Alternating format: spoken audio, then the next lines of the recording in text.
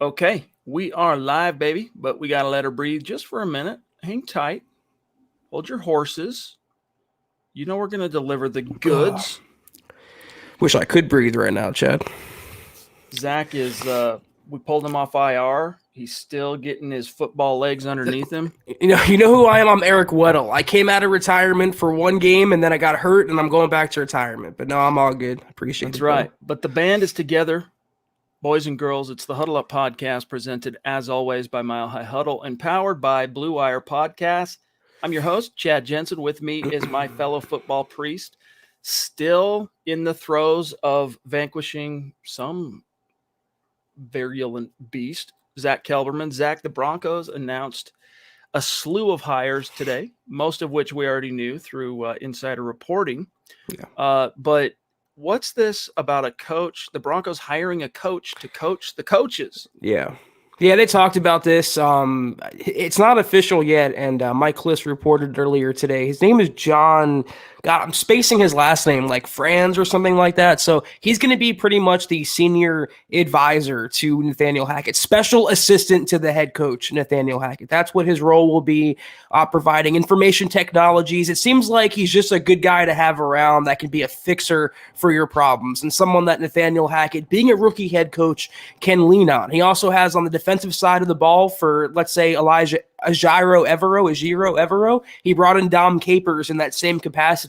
He retained Bill Collar in a consultant role. These are smart moves on Hackett's part, realizing the Broncos coaching staff is going to be among the most inexperienced in the NFL next year, among the youngest cumulatively in the NFL last year. So it's smart on his part to get some guys around him he can lean on and then have a little more experience in the field. So this fella's name, here's Mike Kliss today. Quote, Hackett, thinking outside the box with young coaching staff comprised largely of college coaches with little to no NFL experience, a new way of teaching players. Per sources, Hackett has even hired John Vera to coach the coaches, a coaching coach, if you will. And then he goes on to say, per his LinkedIn page, John Vera is a Broncos, special assistant to the head coach / Zach, instructional designer. Man, they're like inventing new titles. Instructional designer. Instructional designer. He's doing his office or something? Perhaps. It says, last thing, he held similar position previous 2 years with the Packers. Vera and Hackett both got neurobiology degrees from UC Davis, etc. So kind of interesting. We can talk through a few more of the coaching hires that many of our audience might not be aware of, but yeah, I mean, it's kind of cool that he's thinking outside the box. I mean, look, 6 years of being in the NFL doldrums. It's time for and very what's a good word for it, Zach? Very traditional type of coaching moves and hires and kind of thinking by the Elway regime pre George Payton. And what do you got to lose now if you're the Denver Broncos? You've tried that tact.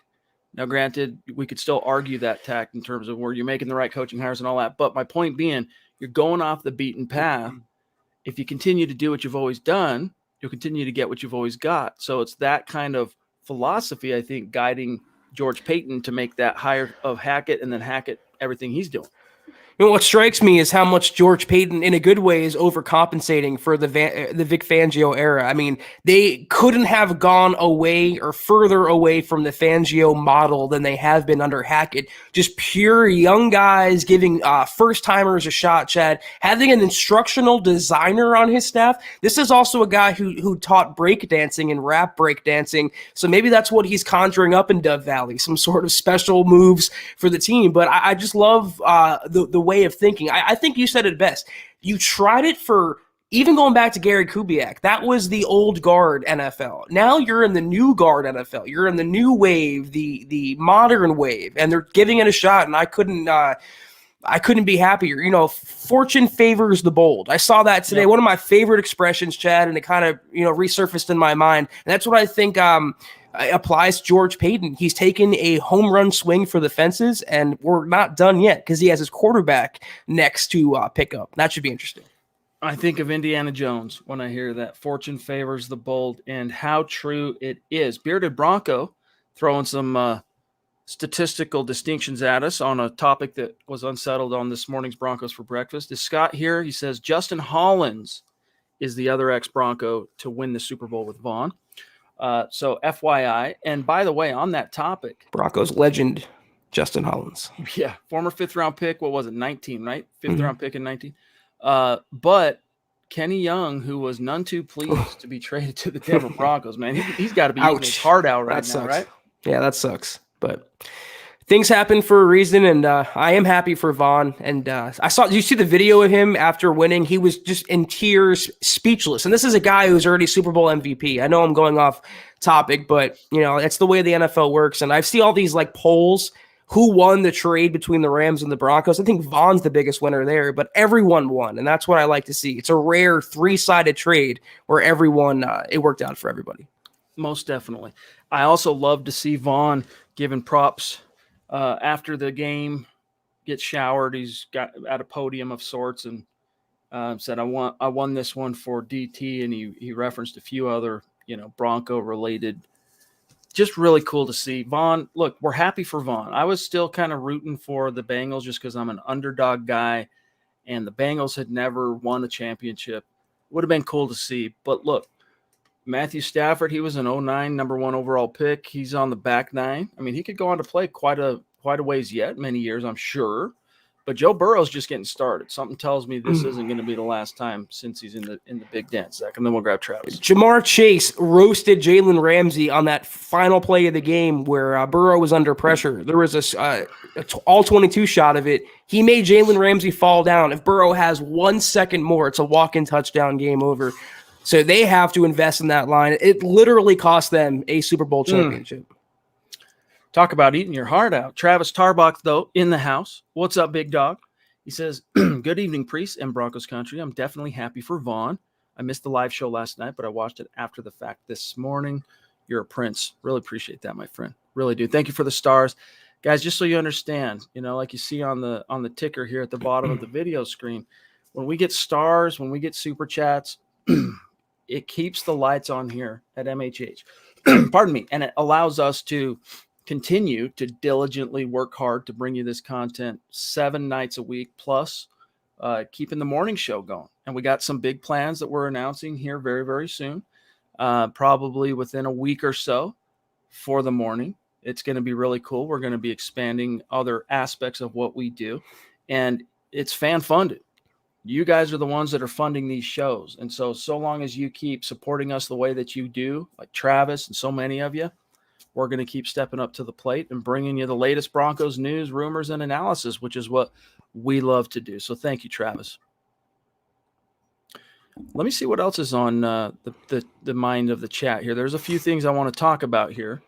Let's grab Zeus real quick, though, jumping in. Legendary figure in MHH lore. All right. If you can peer through the clouds in Mile High and you see the MHH Mount Rushmore, first face etched. Well, let me go this way. This cat right here.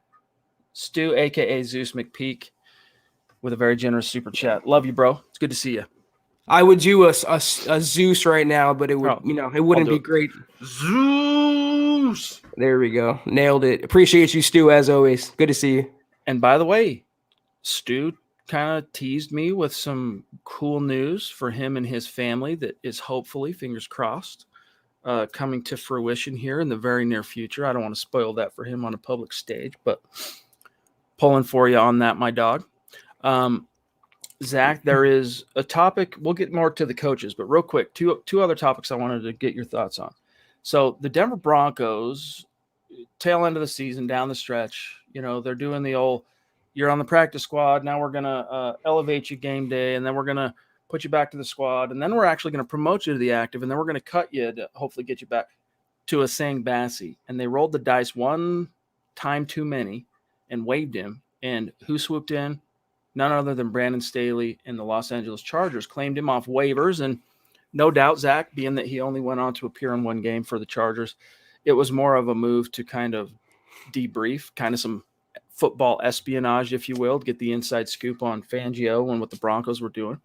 And so now that he had outlived his usefulness, the Chargers cut him, and the Broncos were awarded him off waivers today. They put in a claim, plus a punter, Corliss something or other. Waitman. Thank you, Waitman. That's an interesting topic relative to Sam Martin's potential precarious situation. But the topic real quick of Asang Bassi, at first I was a little bit surprised. I'm like, really? Fangio's gone? Because he was a guy that was a Fangio dude, man, like ingratiated himself to Fangio. Jack of all trades, kind of DB guy, can play nickel, can play dimebacker, can play safety in the Fangio scheme. And then Fangio's gone. Were you at all surprised to see him come back here? And what do you think the push is here? What's the thought process for George Payton? Well, you just said it, Chad. He can play. I don't think it's really dependent on one coach. If you can play, you can play. And he can play under a Giro Evero, who is a secondary coach, by the way, with the Rams. So there's always some connection there. I like the move. He showed he can be a guy who can help on passing downs, a guy you can use as your number 4, your dime cornerback or whatever, however you want to play him. And it's a shame he couldn't get on the field last year because I thought as a rookie, he did a lot of good things. Him and Ojemudia both, I want to see more of. They need some help in that back end. Probably not bringing back Bryce Callahan or Kyle Fuller. You have Darby, you have PS2, but who's after that? Who can you really rely on after PS2 on the depth chart? That's where Ojemudia or Bassi could step in. So it's February 14th. It's probably a low risk investment. Why not? If you could count on Ronald Darby to stay on the field, he was good when he was on the field for the most part for the Broncos in year 1. But I'm with you on that. I mean, your number 1 nickel DB probably headed out the door in Bryce Callahan. And normally I would say, Zach, that just find out wherever Fangio's going. That's where Bryce Callahan is likely to follow. But what's the scuttlebutt on Fangio, dude? Yeah, I'm waiting on that 5 minutes to be up for Fangio, longest 5 minutes of his career, Chad. Apparently he's taken the year off, and this is how Schefter phrased it, which is obvious that he got it right from Fangio's agent, if not Fangio himself. He said, Fangio received multiple offers, but decided, in other words, they weren't good enough for him, and he's going to take the year off. In other words, the real translation is he wasn't as popular as he thought he would be. He wasn't as in demand. Tom McMahon and Ed Donatel both got jobs before Vic Fangio. And you can question whether they accepted or settled for those jobs. But if Fangio was this defensive mastermind, Chad, truly, if he was this great Bill Walsh of the defense, he would have been hired by now, right after his dismissal from Denver. So that's the latest with Vic. And I think he overplayed his hand. Not surprising as well, considering how he exited the Broncos when his last comment was after the last game, well, you can't win without a quarterback. Really, Vic, thanks. Shout out to C. Patrick in the house with some stars. Really appreciate that. We also got Andrew Baker. And then, Scott, there's a comment from BNS at 623. I want to get after Andrew Baker. But Andrew in the house talking about, hey, support your favorite podcast hosts. Andrew shows up and does it day after day, and we appreciate you, my friend. And yeah, happy Valentine's Day to everybody. Hope everyone enjoys their Valentines, and you appreciate that special someone in your life, whether that's a husband, a wife, a partner, a boyfriend, a girlfriend, whatever. Happy Valentine's Day from the Huddle Up Podcast. BNS here, Zach, jumping in to say, Priest, absolve me of my sins. I'm told that I am anti-orange to suggest that Hackett and Kubiak could deliver a Tannehill situation with Locke. Can I be forgiven? I don't even know. I'm not Catholic. I don't know how to genuflect and do that stuff. But yes, you can. Obviously very tongue-in-cheek here, but you're preaching to the preachers here. I believe that when Mike Kliss tweeted on Sunday, and this is something that's worthy, Zach, since a lot of our audience was, sawing logs by the time we went live last night, it's worth retouching on this. I believe Mike Kliss's tweet on Sunday about how after the Packers said, look, they leaked out to Ian Rappaport, we're on the brink of offering $45 million a year to A-Rod, basically an offer that he can't refuse. Next thing, you got Mike Kliss quote tweeting saying, the Hackett, Broncos, what was the exact verbiage? Something to the effect of the Hackett offense promises to bring get the best most out of Drew. Yeah. Yes. To paraphrase. All right. And I think there's a lot of truth to that. Now, is it conspicuous that Drew Lock's name was not mentioned during the Hackett intro presser by Hackett or Peyton? It is conspicuous. And that is something that I'm going to be paranoid analyzing for the next several months. But we hear things from the number one mouthpiece like Mike Kliss, makes you wonder. But regardless, Zach, if push comes to shove and they can't get an A-Rod, they can't get a Russ, they don't like enough any of the quarterbacks, or the quarterback they like, they can't maneuver to get, whatever, and it devolves to Drew in a contract year 2022, I am of the opinion that we are likely to see a better version of the Drew Lock quarterback that we've seen at least the last 2 years. I think Drew gave himself some momentum, too, to end the season. He took care of the football, and it seemed like he grew up as a quarterback, and he won, I believe, some of his teammates over with his guttiness, Chad, his gutsiness, playing with a hurt shoulder and catching that Philly special. It's just the gamer nature of Drew Lock is very endearing to his teammates. So I'm right there with you. I would definitely peek into the A-Rod sweepstakes if those exist. Russell Wilson, Kyler Murray, what have you. I don't want anything to do with Carson Wentz or Jimmy G, but if George Payton tries and doesn't get a better quarterback, again, you can do a lot worse than having Drew Lock as your fallback. And I'll say the same thing I said on yesterday's show. If Mike Kliss is getting a message out there, it means the Broncos want that message out there. And apparently they want something out there to the effect of, hey, this is a pro-Drew regime now. This is not the Vic Fangio era. We have coaches that can unlock, pun intended, his best qualities and every quarterback's best qualities. I think it's a more of an indictment to the abilities of Hackett and Outen. Now, just to put a cynic's hat, yo-ho, Mark Langley, the legend. I'm going to put a pin in this. I'm going to remember the word, though, cynic. I'll come back to that. Dude, legendary God King himself, Mark Langley in Georgia, rocking the hat, rocking the Huddle Up Podcast hoodie in his profile pic. Now that I got this big old monitor, man, I can, people's profile pics, I don't have to like squint and blow up my screen. Good to see you, bro. Hope the family's hanging in there, and appreciate you. We do. You're the best, Mark. Thank you. Hope you're having a good night. And Jacob, you're awesome, big dog. Thank you. Seriously, thank you very much. On the topic of the tweet coming from Mike Kliss. Now, I'll put on a cynic's hat just for a second and say, hey, if you're the Denver Broncos and you want to, you're George Payton, and you do in a perfect world want to be able to maneuver for an A-Rod or a Russ or pick the quarterback, Kirk Cousins, who's not probably going anywhere now that Kevin O'Connell's there. No. Whoever, whatever. You want to create the impression that you're not desperate. You want to create the public posture, Zach, that you're not fit to be tied, willing to, sell the farm to get even a seat at the table, possibly on Aaron Rodgers. And so, the skeptics, the cynics, I can understand that. And I'm sure that's part of what led to, hey, Mike, can you, here's what we're thinking. Can you leak this out? I'm sure that's part of the strategy. But at the same time, I also believe it a little bit on face value, a little bit. And maybe that's just the Drew Lock guy in me saying I want to believe it. But when it comes from Mike Kliss, I just take it a little bit more seriously.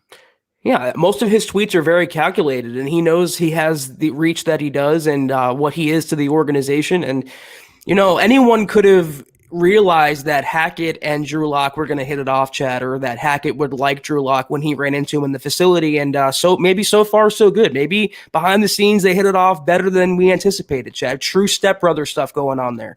You never know. Miguel says, what's up, fellas? Showing some love on this lovely holiday. Hit that. Hey, for those of you in a committed relationship, I hope you all get a chance to hit that tonight. All right. That's from me to you. Okay. Hit that like button. Gary Leeds Palmer, AKA the legendary GLP. Good to see you, bro. Hey, Chad, Zach, Scott, just a little love. That love means the world to us. I hope you know that, GLP. And by the way, in case you didn't see my email to you, little thank you is on its way to you in the mail. It's shipped. It's a little something as a small token of our appreciation for all that you have done and continue to do for MHH. Thank you. And GLP, and this goes for any of you, when you get your merch, whether it's something we send to you no charge as a thank you, or if it's something you buy from the merch store at huddleuppod.com, hey, we'd love it if you send us in a profile pic when you get that swag. put on your hat, put on your t-shirt, put on your beanie, grab your mug, whatever it might be, send us a profile pic and we will flex on Instagram and shout you out. All right. And MHH social. Travis Tarbox, I'm definitely pro Drew. I believe he can get better, but what if Drew is offered in a possible trade for one of the big name quarterbacks? Then look, if it lands you Aaron Rodgers, small price to pay because you only have Drew under control for one more year anyway. And you're getting A-Rod, you're getting Russ, whatever in this figurative, possible trade.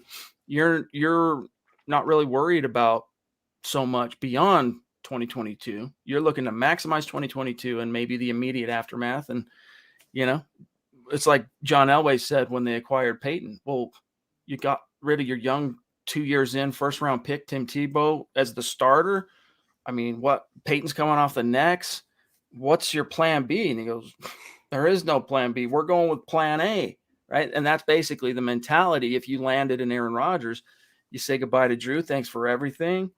You're going plan A, Aaron Rodgers, or pick the quarterback.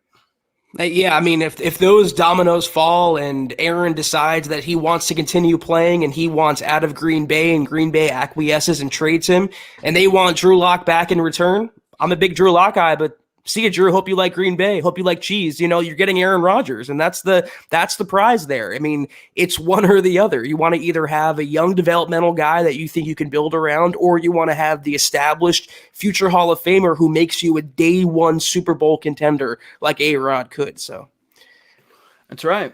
Phil McLaughlin, another great supporter. Man, we're just seriously blessed at MHH to have such a great community. Thank you, Phil, and thank you, Kevin. Also, Kevin, saw your 5-star review. I assume that was you on Apple Podcasts. Got your hat in the ring for a potential drawing at the end of the month. Really appreciated the kind words. Appreciated that 5-star review. Seriously, thank you, buddy. And for this super chat. Go Broncos indeed, big dog. Thank you. Raul Blitz on Twitch. By the way, MHH, why isn't bits or subs unlocked on your Twitch profile? Well, first of all, we're kind of newbies on Twitch. And the last I checked, we hadn't met a certain requirement to unlock that. I'll have to hop back in and see if maybe we finally have unlocked that. But Twitch has all kinds of, for content creators and whatnot, all these little milestones you have to hit. Like with YouTube, here's an example. All right, if you want to monetize your site and be able to accept a super chat or get ad revenue on your videos, which is very little money that you earn from that.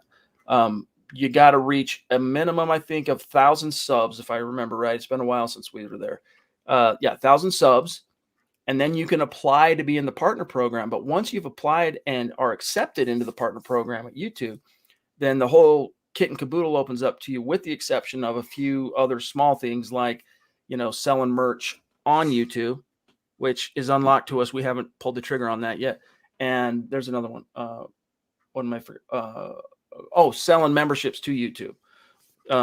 They wait a little bit longer, whatever.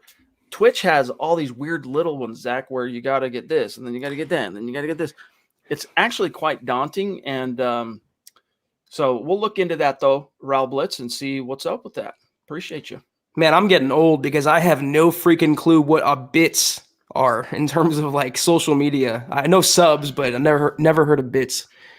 Just it's similar to Facebook stars and YouTube's super chats. Gary Leeds Palmer, the GLP. Yes, Chad, I got a note that it is on the way. Thanks much. And Denver Broncos for life. Great. Glad to hear it, Gary. Appreciate you, buddy. All right, let's see if there's any other topics in particular. We're doing good on time here on the chat's mind. Leroy says, if we keep the 9th overall pick, I want either Sauce Gardner or Derek Stingley. What do you guys think, Zach? I don't know about that. Both are great players, great corners. They're going to be great pros. You can make the case that, Stingley has the higher upside or Sauce does, but you have massive needs at other spots. And the other spots that you have massive needs are, and I hate to say it, more important than cornerback when you use last year's 9th overall pick on a cornerback in Patrick Surtain. So I would target an edge. I would target a right tackle or maybe even a quarterback before I would look for a corner's direction. Just my opinion. Agreed. And I know this is kind of all of a sudden, going left field here, but Mark Lindemood, I just Googled what raspberry pie is. He says I'm just eating some raspberry pie and watching the pod. Sounds what the good. heck? Raspberries, blueberries, and blackberries. Okay, all baked into a pie. Now These I know. snozberries taste like snozberries. You boys like Mexico? George Fox. Well, it's now time to start getting ready for the draft pod. Guys, syntax problems for Jensen here tonight. Now time to start getting ready for the draft. Great pod, guys. Denver Broncos for life, MHH. George, thank you, buddy. Appreciate you very, very much. And yes, indeed, I have begun the process of really trying to roll up my sleeves and get to know this class so that when we get great questions like the one we just got, we could speak with a modicum of confidence and authority. As you guys know, it's not that we don't care about the draft. We do. We love the draft, Zach and I. It's just that during the football season, 365, Zach and I are responsible for the news cycle at our publication. All right. So we're chasing all the stories, the headlines, the buzz, the rumors, and we don't have as much time as we would prefer to really dive into draft classes and whatnot. So this is when we start really getting into it. Yeah, plus to me, free agency has always been more of my bag than the draft. And once that's over, I really get heavy into it. But I've started to kind of take my surface level diving of the draft class, and I'm getting intimately familiar with potentially the next Broncos. Great. Shout out to Chad Beach. Appreciate that, big dog. Andy says, Mile High Huddle, when it comes to the skepticism of Rodgers' behavior and personality that concerns people, do you have any faith that the tradition in Denver kind of sets some of the concerns aside? Well, first of all, I don't have any concerns about Aaron Rodgers' personality or behavior.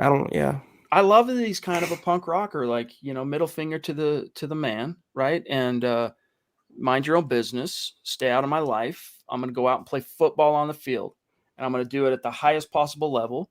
And beyond that, mind your business. I dig that about Aaron Rodgers, and that he's willing to kind of push back a little bit against the powers that be, for lack of a better term.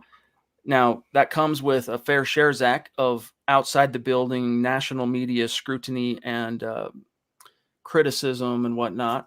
And coming to Denver, the Broncos and the Packers are two of the most celebrated, legendary franchises in NFL history. And I think it would be very similar in that, you forget about any of that off-field anything. It's not even off-field. What would you even call it? Just controversy regarding Aaron Rodgers.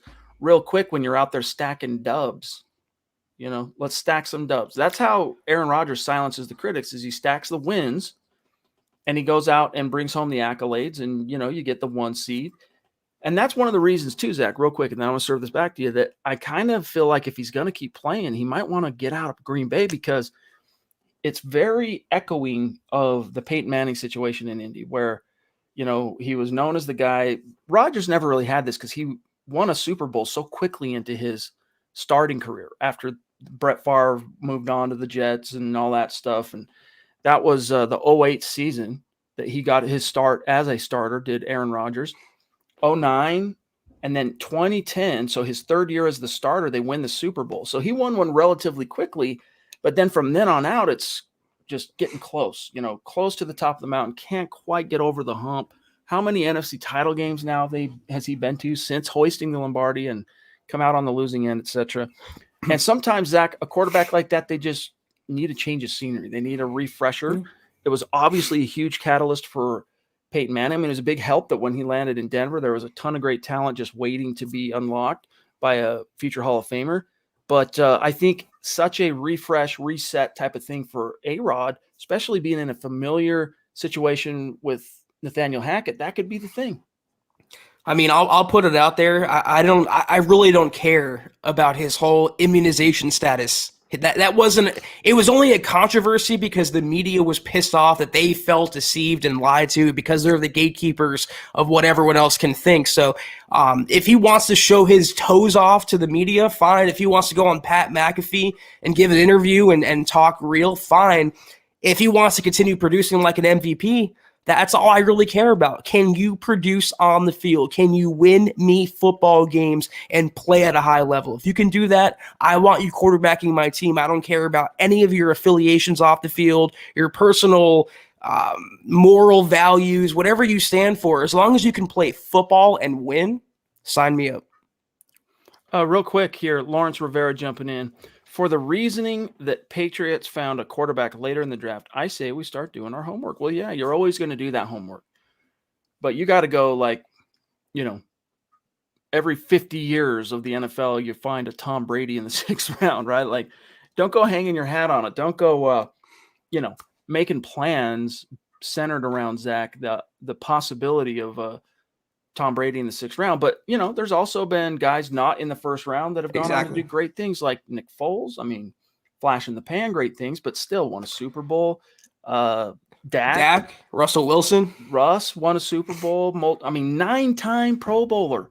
9-time Pro Bowler is Russell Wilson. So, yeah, they don't all have, there's greatness to be found beyond the 1st round because scouts get it wrong sometimes and GMs get it wrong sometimes. So, yeah, dude, that's definitely something you can trust. George Payton and the whole scouting department, they're working on that right now. And you know what? Even if they land Aaron, I would still take a swing in the later rounds, the middle rounds, whatever, for a quarterback because you still don't have the young developmental prospect that you feel good about. And I would bring Drew Lock back. I'd bring Aaron in. I would maybe swing for a Bailey Zappi in the draft, a mid to late round guy. You never know what could happen. So you always got to keep swinging until you find that quarterback, no matter if it's the 1st round or undrafted free agency. Just FYI, boys, my mouse is dying on me. And now that we're live, I don't know where my charger is, and I don't want to derail the podcast any more than I just did. So you guys might have to be the ones clicking on things. Phil, Anybody heard that Brittany Bolin is going to bid on the Broncos? Would love to have a Bolin in the picture. I don't think she has the scratch. Unless she's trying to put her own group together. I hadn't heard anything about that. Have you? No. Yeah, I think they're all going to cash out with whatever they're going to get from the sale. I think it's like plus $450 million plus each, except for Pat Bolin's brother, who's getting like $600 million. It's a lot of money. So I think they're going to go off quietly into that good night, a lot richer for their troubles. Yeah, they've had some real troubles in this life. I mean, God bless them. Blue-collar lifestyle, Chad. Tarbox, are there any guys from small schools like Quinn last year that have been getting some chatter early? Yeah, there are. Scott has had quite a good report on a few of those names at the Senior Bowl. We'll see. I mean, right now, the Denver Broncos are casting a wide net in terms of scouting the positions that are the most important to them right now, the biggest holes. Names right now for you, I'm not the draft expert. Talk to Nick and Scott tomorrow morning. Ask them that, Travis. 7:30 a.m. Mountain, 9:30 Eastern. Dang it, this stupid mouse. All right, Kevin again. Thank you, bro. Seriously. Thoughts on coaching hirings so far? Lots of assistant position coaches.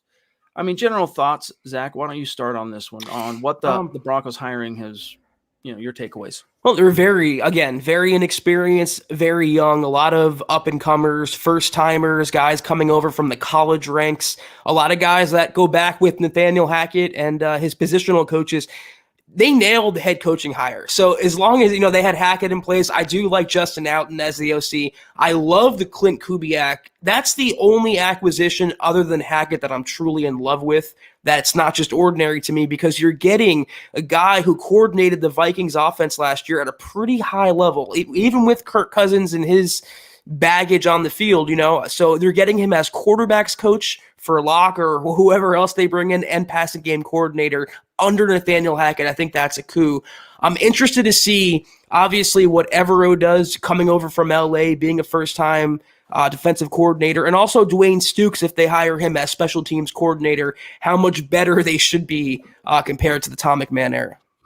I'm just excited that they're trying something not so much new, but different. A lot of these guys are relatively new to the NFL coaching ranks, but just from a philosophical position, they're striking out into, the unknown. And sometimes innovation, when you try to take a step toward innovation, it'll blow up in your face. But at other times, I mean, look, that's what opens the door to great developments, great discoveries, things heretofore unknown and thought impossible. So in the case of Nathaniel Hackett and what he's building so far, look, when you hired Nathaniel Hackett, and thank you, Jacob, you're a prince, dude. Seriously, thank you. When you hired Nathaniel Hackett, you got an energetic, younger head coach and offensive coordinator rolled into one. So that in and of itself, as long as you, like we were saying, hey, you got to nail that defensive coordinator. And Ejiro is got some juice, dude. And he's got a ring now that he's bringing to the table. And a lot of these coaches that they freaking scavenged from the Rams, I mean, it's basically a collection of dudes from college ranks, the Rams, Vikings, Niners, and Packers.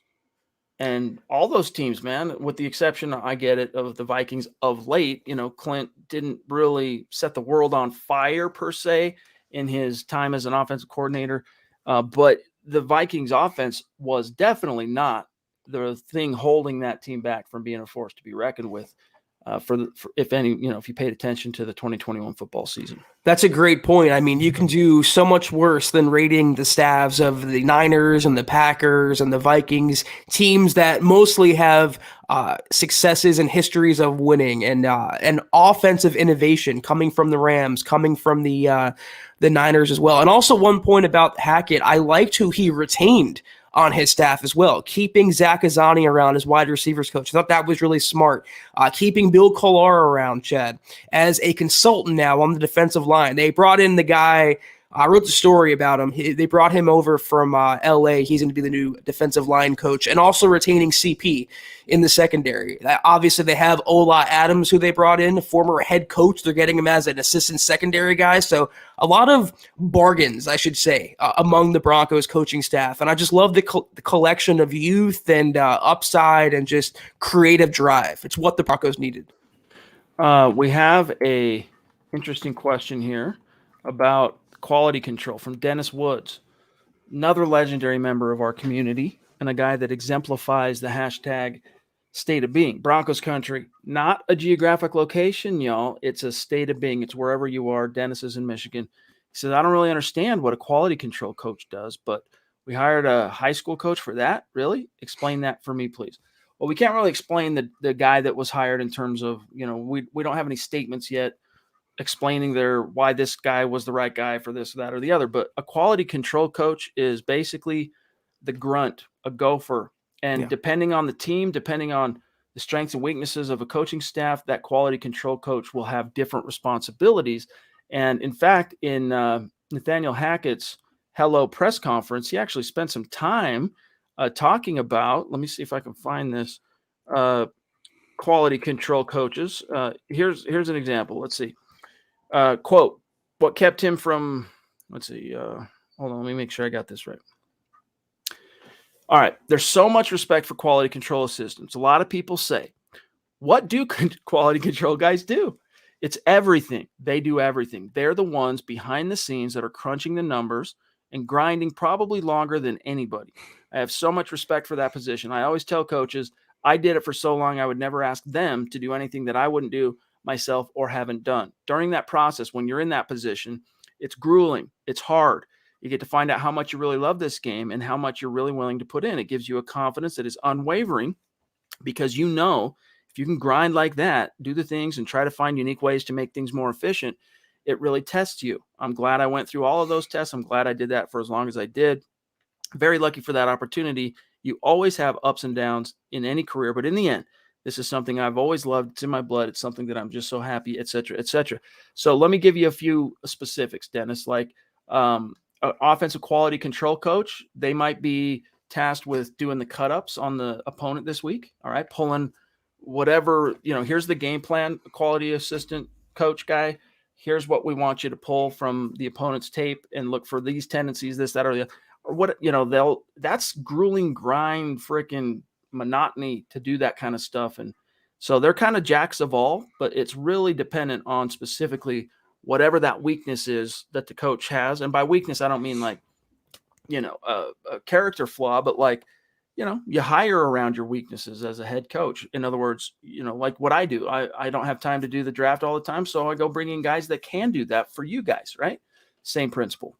Yeah, it's like the unpaid internship of the NFL. You got to pay your dues and work your way up. And I know it's paid, but it's a very, I think you used the best word there, which was grunt. It's the work that no one else wants to do, that everyone else delegates. Here, you do it. Laminate the binders, cut up the highlights, get me coffee, stuff like that. So every coach has to go through it, or most coaches. It's just one of those, the first step up the ladder. And Hackett did it. A lot of coaches do it, and it's part of the NFL. Lawrence says, looking at the whole ownership sitch, it looks like Elway and Ellis pushed out the Bolins and forced them to sell or face lengthy lawsuits. How does the media guy get the endorsements from Goodell and Kraft? Seems like something is going on behind the scenes. Love my conspiracy hat sometimes. Well, look, Elway and Ellis, Ellis has been able – I wouldn't throw Elway in on this. Ellis is one of 3 people in the Pat Bowlen Trust. All right? And so it was looking like initially the most qualified candidate per Pat Bowlen's own decree, all right, was going to be Beth Bowlen Wallace. But somewhere along the way, she did something that pissed off Joe Ellis, or he didn't. I don't know. I don't want to speculate too much, but he moved on quick to asserting Brittany Bowlen as the trust's pick. The trust, based on Pat Bowlen's list of requisites for whoever of his children succeeds as majority owner, they asserted that it was Brittany Bowlen, but none of the other kids, including Beth Bowlen Wallace, who's saying, I'm actually, if you look at my resume, attorney and all the other NFL jobs or whatever she's done, I'm more qualified than my younger sister. I'm older than my sister. I'm wiser than my sister. So she's the one that has fought this tooth and nail. How much of that, Zach, sowed any kind of further division within the ranks of the siblings? Who's to say? But none of them could agree on a single. Actually, it's like this. None of them could agree that it should be Brittany, and none of them could agree that it should be Beth. And so if that's the case, it's not going to be in the Bowlen family anymore. The NFL has been pushing on the Broncos the last 2 years in particular, Zach. You need to resolve this. This has gone for 6 years. Well, not 6 years, but since Bowlen relinquished his day-to-day stuff in the building, it's been 7 years. 7 years. We need a development on this front. So, and why they're trying to push for Byron, what's his name, Zach? Allen. Thank you. I mean, the NFL could really use minority ownership, not minority, black ownership. It would be really good for the NFL. And he's a guy that's got some juice. He's obviously very wealthy. He's not on the same level as Robert F. Smith, but he's got connections in the business community that to put together a buying group, and to where the NFL could say plausibly that we now have our first black owner in the NFL, and that will be quite a milestone. Yeah, I was going to say that's my conspiracy theory. The NFL is kind of nudging the Broncos, hey, think about hiring a person of color, not hiring, but, having a person of color who owns the team. And even though it would have been a good look optics wise, if one of the Bowlen daughters got the honor, but she still would have been a white person. So I think that's my theory. They want someone of color to own the Broncos, but I would love to be a fly on the wall at Thanksgiving dinner in the Bowlen family. I could only imagine how wild those things get. To me, it's very Game of Thrones ish, the Bowlens and their first world problems. But I think it's pretty safe to say that, none of them have that winner's soul, I think, of their dad. And if any of them do, I would be inclined to guess that it was Beth, just because of how much of a fighter she is. She's been. Oh, the internet gods are not happy with Chad again. Is he hopping back in? I think I see him. Is he still frozen? Okay, I'm going to just go on with Travis's question here. This is the solo edition of the Huddle Up Podcast, temporary as it may be. Thank you so much, Travis. Who's going to I know too soon. I think the high school down the road could use a quality control assistant, so Pat Shurmur may be qualified for that job, but I'd be surprised if he works again as an OC at the NFL level. Maybe he'll go to college, maybe he'll retire. I don't know. I don't care. Pat Shurmur's not my problem anymore. Best of luck in the future. Corey H. hopping in. Thank you so much, Corey. $20 super. Appreciate you so much. Corey goes, I hate to be that guy, but I told everybody. So back last February, I said in here numerous times, it did not matter the price for Stafford. You either are part of the QB club or you are out. George Paton gets one more chance with me. You know, I agree to disagree at the time, Corey, because I didn't want George Paton to cough up multiple first-round draft picks for Matt Stafford. And you know what? It wouldn't have mattered because they don't have Sean McVay on this roster, on this coach. They didn't last year. They didn't have Kevin O'Connell. They didn't have the perfect environment in which Stafford could thrive. He was the missing piece for someone like Sean McVay. He wasn't the missing piece for someone like Vic Fangio and Pat Shurmur. But Corey, I think you'll be very impressed with George Paton and pleased by what he does because he's going to peek in. If there's any chance that Aaron's available, he will make an aggressive push to acquire the back-to-back MVP. Same for Russ or Kyler Murray, Deshaun Watson, et cetera, et cetera. So they're going to get a quarterback. They're going to swing for the fences. And if you feel like George Paton did wrong last year with not going after Stafford or not drafting Justin Fields or Mac Jones, I think he'll be rectified in your eyes this coming offseason. Sorry about that, guys. New device and all. I'm just cursed. I can touch right now my Wi-Fi router. I don't know what I got to do. But, you know, the mistake I made, I didn't plug the hard line in before we went live tonight. That must be my mistake here. But anyways, where are we at? We're at 46 minutes. Do we have any other? How many more burning topics we need that are unresolved in the chat here? By the way, Corey, thank you, bro. Appreciate that. Bear with me 1 second. I'm just checking out the chat here. Did you grab this from Travis Tarbox about Shurmur? Yeah, it's fun dunking on Pat. I had a good time. It's so easy and it's so fun. All right, let me double check something here, Zach, on the NFL. Pardon me, on the Broncos Newswire. Hang tight 1 second, guys. I apologize for screwing up our flow here tonight. Pat Shurmur eats plain grits, Tommy Simmer says. That sounds nasty, but it sounds like a Pat Shurmur thing. So, I know what I was going to bring up to you. So let's talk about real quick. We want to put tinfoil. That's not really tinfoil hat, but this punter, right, that's coming in.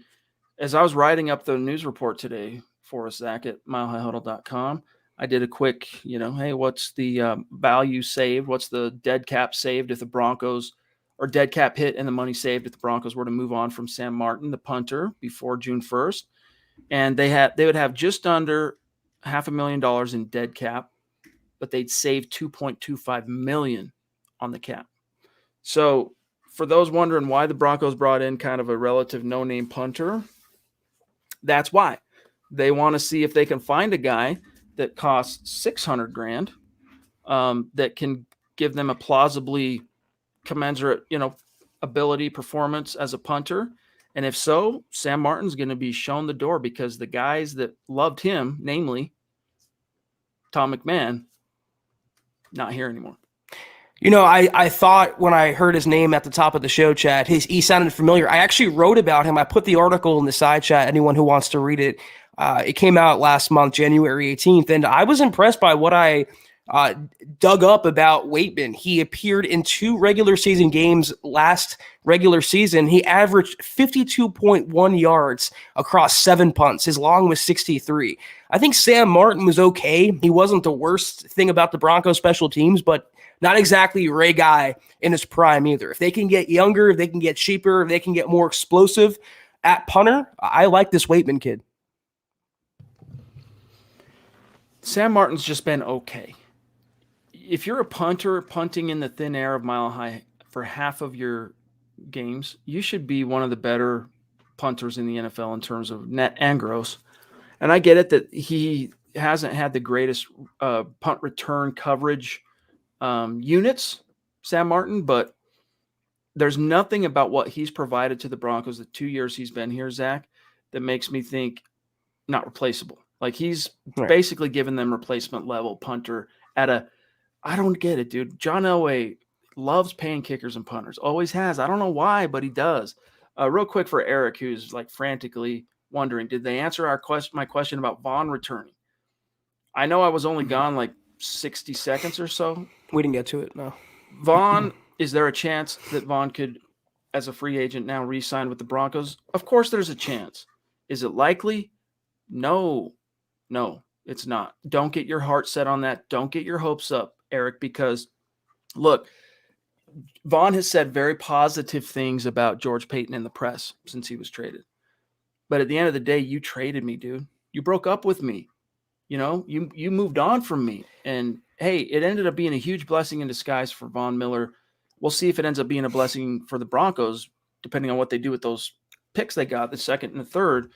But there's going to be interpersonal dynamics involved, even if Vaughn wanted to come back. You turn the page on a future Hall of Famer. From a pride perspective, if you're Von Miller, why are you coming back here? You're going to come back eventually. This is your team that you're going to retire. You're a Bronco forever. But why are you coming back here? Just from a pride perspective. And that's important to these guys. So I just don't see it happening, Zach. No, one of my favorite expressions that you kind of hit on there are X's are X's for a reason. And the Broncos traded Von Miller for a reason. And you know what? After a certain while, during Broncos games, people were cheering for Jonathan Cooper and noting how good Stephen Weatherly played, for example, off the edge. I don't look for Von to come back after winning his second ring. I think he found a second home, a new second gear in his career in LA, teamed up with Aaron Donald. And if he comes back to any team for a reduced salary, I think it would be the Rams, not the Broncos, though. For a 33-year-old that doesn't really have long-term upside, they have to build that edge rusher out now. They tried with Bradley Chubb when Von was still here. Chubb hasn't worked out. They have to keep adding to that spot. They have really no one long-term they can count on right now. So if Von wants to retire and sign a one-day contract to retire a Bronco, that's one thing. I don't see him coming back to Denver in the 2022 regular season. I mean, the Rams would be dumb to not try and keep him there, because you've got a chance to now go on a run as if you can make sure Aaron Donald doesn't retire very, very young. I don't think Sean McVay is going to do the John Madden thing. I believe him when he says he doesn't want to coach till 60, but Zach, I mean, that's a long ways down the road, right? We're talking decades.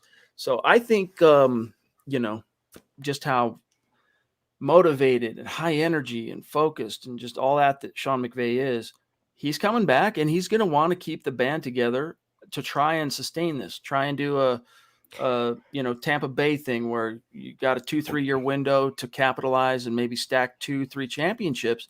You need Vaughn or a guy like him. If you want to do that, Vaughn's there and he just got a ring.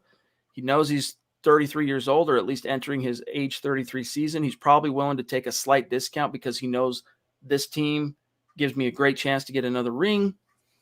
I mean, if I were taking bets, the odds favor the Rams, but this is the first time Vaughn's ever been an unrestricted free agent. I mean, he might want to go on the whirlwind tour of the NFL and see what teams out there might excite him. So we'll see. And thank you, Travis. Hey, that's a really good point. I mean, it's a first for him. He's going to see what's out there, and he played. His postseason was incredible, Chad. He tied the Super Bowl record for sacks in Super Bowls with Charles Haley. I mean, he made himself some money the last few games, and it's either he takes less to come back to the Broncos, which why would he do that, or George Paton overpays for a 33-year-old Von Miller who he just traded 6 months ago. Why would he do that? Don't get your hopes up that 58 is coming back to the orange and blue. Colby, thank you, buddy. Really, seriously, Triple C in the house. Appreciate that. Michael saying I'm reading that Roger Goodell wants Robert F. Smith to bid. Yeah, the rumor is that the NFL is basically begging Robert F. Smith to throw his hat in the ring for ownership. He's a legit billionaire. His net worth, when I did the report, I'm trying to remember, was it something like $6-8 billion. All right, Byron is 400 million. Best I could research. Drop in the bucket compared to the money Robert F. Smith has. And NFL wants a black owner. And I think they're going to get it, Zach. Whoever that next owner is of the Broncos, there's a good chance he's going to be black. And I think that'll be good for the league and a good sign of where things stand relative to that issue. Well, the trust has a fiduciary responsibility to sell to the highest bidder, not necessarily the preferred bidder. So whoever ponies up the most money is going to own the Broncos. But I thought it was a little disingenuous, and I know nothing about the guy, Byron Allen, but Mike Kliss interviewed him when he was in the news cycle, and he goes, yeah, man, I love the Broncos, Elway, Peyton, spoken like a guy who's never watched the Broncos for 1 second. It seemed like he was trying, like he had a note card, and he was trying to check off talking points. I don't know about that guy. We'll see. And like you said, fiduciary responsibility, but at the same time, the NFL's, this is the NFL's league. They can grease the rails, I'm sure, one loophole or another, try and slant it toward a particular candidate if they want, but money talks in this case. So, I mean, we're talking so much money, dude. $4 billion is probably the floor, Zach. Oh, yeah. $4 billion. And you think, well, just put down whatever it takes. Well, that's more money than even a collective, a consortium of 100 millionaires, like Elway. His net worth is up there at least around $100 million, last time I remember it, doing research on it. But either way, that's still a drop in the bucket to $4 billion, dude. Like, it's so much money, Zach, that it boggles the mind. And when you think about what Pat Bowlen paid to buy this team from Edgar Kaiser, it's couch cushion money. Wow. Yeah, that's nothing now. Yeah, it was $78 million, I think it was, or something like that. It was under 100.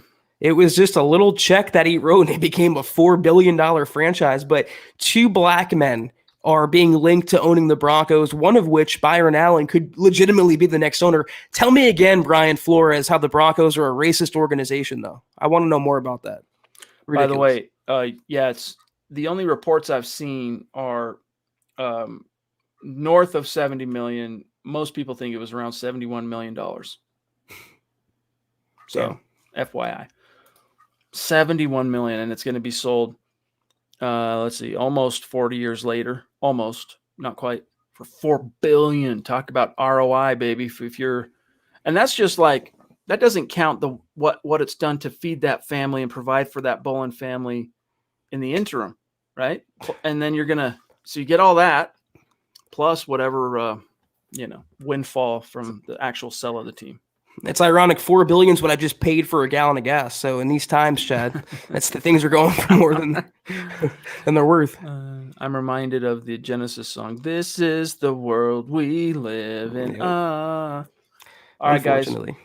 We're about out of time. Got my mouse working. Got my internet working. Zach, let's head on out of here. I'll pull up back end of Facebook and YouTube to shout out all of our great supporters tonight. Yes, guys, this was the Huddle Up Pod. Follow us on Twitter. Until we see you guys next, which is Wednesday evening, same time, same place, follow us at Huddle Up Pod.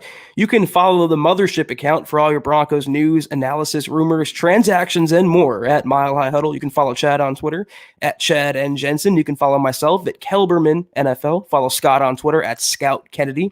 We talked about it, now be about it, guys. Go to huddleuppod.com and get yourself a comfortable dad hat. Get yourself a hat like Chad's wearing, beanie, coffee cups, a lot of goodies there, huddleuppod.com and facebook.com/Mile High Huddle. Returning this weekend will be Broncos Book Club, Trickle Zone, and Kelberman's Corner, our 3 exclusive shows, all right there. $5 a month, worth every penny, I promise you that. And facebook.com/Mile High Huddle Pod. Like that page and follow that page as well. And if you haven't, guys, go to Apple Podcasts and leave your football priest a 5-star review for a chance to win some swag each and every single month. But if you can't do those things, do these 3 things, please, guys. Oh, we have a ticker now for this. That's kind of cool. Subscribe, like, and share this video and every video you see on the MHH channel. Helps us grow and reach more Broncos fans just like you.